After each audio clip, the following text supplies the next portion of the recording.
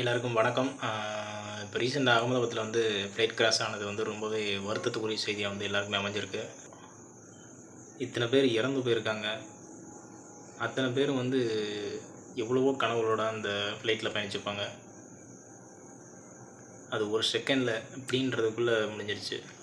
அதில் ஒரு நபர் மட்டும் தப்பிச்சிருக்காப்புல.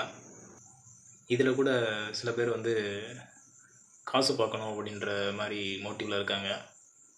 ஒவ்வொரு வீடியோக்கள் பார்த்தோம்னாலும் சரி, சில பேருக்குலாம் மீம்ஸ் வந்து ரொம்பவே வந்து க்ரியேட் பண்ணி போட்டுட்ருக்காங்க.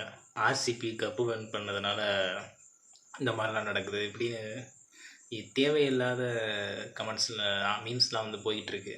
அதில் பயணித்த அத்தனை பேரோட குடும்பங்கள் எவ்வளோ வந்து வருத்தத்தில் இருப்பாங்க அப்படிங்கிறத கொஞ்சம் உணர்ந்து பார்த்தீங்க அப்படின்னா, இந்த மாதிரியான கமெண்ட்ஸு, இந்த மாதிரியான மீம்ஸு, இந்த மாதிரியான வீடியோக்கள் சில பேர்லாம் வந்து சித்தர் வந்து அப்போவே சொன்னார், இவங்க வந்து இப்போவே கணிச்சாங்க, அப்போவே கணிச்சிட்டாங்க, ஸோ இந்த மாதிரி நடக்க போகுது அப்படி இப்படின்னு சொல்கிறாங்க. அதெல்லாம் ஒன்றுமே கிடையாது.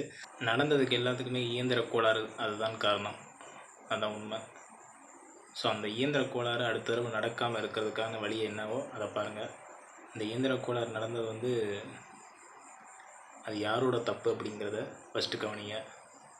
எதனால் நடந்தது அப்படிங்கிறத ஃபஸ்ட்டு தேடுங்க. சில பேர்லாம் டீகோடிங் இதை வந்து என்னமோ சினிமா மாதிரி இதை டீகோடிங் பண்ணிக்கிட்டு இருக்காங்க. இதெல்லாம் பார்த்தாவே ரொம்பவே வருத்தமாக இருக்குது. என்ன சொல்கிறதுனே தெரில. இறந்து போனவங்களோட குடும்பத்துக்கு என்னோட ஆழ்ந்த அனுதாபங்கள், வருத்தத்துடன்.